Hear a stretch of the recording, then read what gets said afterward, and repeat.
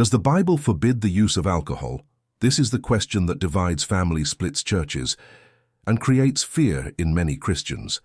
Yet it is rarely answered by actually reading the scriptures. In this video, you are not going to hear opinions, traditions, or denominational rules. You are going to understand what the Bible itself really says about drinking alcohol clearly and directly. And in context, for many believers, this topic has already been decided before. The Bible is even open: alcohol is treated as sin by default. Because people can controverse, but because everyone knows it's wrong. That is when it becomes truth through repetition, not through scripture. And once a tradition is laden, holiness, questioning, it starts to feel like rebellion even when no verse has been shown. So let's slow down and be honest. If the Bible truly forbids alcohol, then there must be a verse that clearly says. So not a warning taken out of context, not a proverb misused as a law, not a personal conviction turned into a command, but a clear statement. Because when God forbids something, he does not whisper, he speaks plainly. This video is not here to encourage drinking. Calling something sin when God did not is not harmless. It reshapes consciences, it burdens people, and it shifts authority away from Scripture and into the hands of those who interpret it for others. Here is what this video will do. We will open the Bible and read the relevant passages completely, without skipping verses, without softening warnings, and without exaggerating prohibitions. We will look at passages that speak positively, passages that warn and passages that draw clear limits, and we will let the text speak before conclusions are made, because if the Bible condemns alcohol itself, then that should be clear by the end of this study.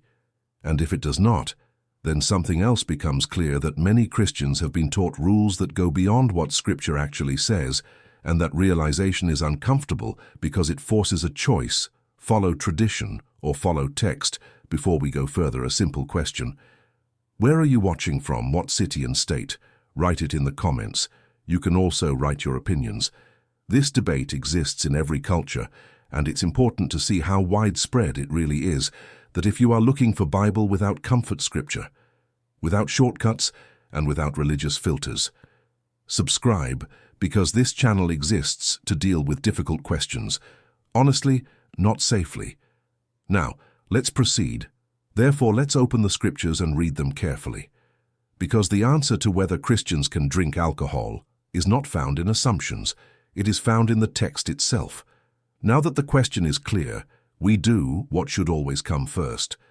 We open the scriptures not to defend habits, not to protect traditions, but to read what is written, because if the Bible forbids alcohol, that prohibition must appear in the text itself. But the only honest way to approach this subject is to read the passages completely without skipping what is inconvenient and without adding what is not there. One of the first things many Christians are surprised to discover is that the Bible speaks about wine frequently, and not only in warnings. In several passages, wine is mentioned as part of normal life celebration and even provision. For example, let's read Psalms chapter 104, 14-15 in full. He makes grass grow for the cattle and plants for people to cultivate, bringing forth, Psalm 104:15 ESV, and wine to gladden the heart of man, oil to make his face shine, and bread to strengthen man's heart. In the next video, we are going to look for more verses to emphasize on this. To get it, kindly subscribe and hit the like button on this channel and understand more about God. May God bless you as we move to the next video.